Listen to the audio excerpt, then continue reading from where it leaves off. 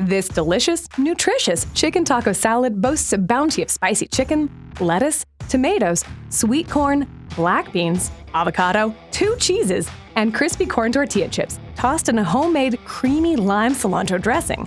Delicioso! Cold salads can sometimes leave diners famished because they lack protein or satisfying flavors.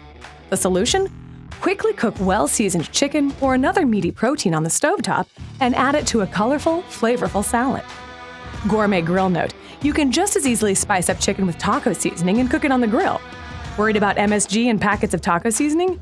Try Pod and Beans Mexican Seasoning Blend. With dried chilies, onion, garlic, cocoa, and salt, this spice blend goes well with meat over the flame. The best salad dressings are made in your kitchen, where you can use fresh ingredients and adjust the flavors to finesse your dish. Make a head tip: though this loaded chicken taco salad is best served immediately, you can cook the chicken and make the dressing up to 3 days ahead. When you're ready to serve it, simply warm the chicken in a well-oiled skillet over medium heat. Plate the rest of the salad ingredients, shake your salad dressing, and put it all together.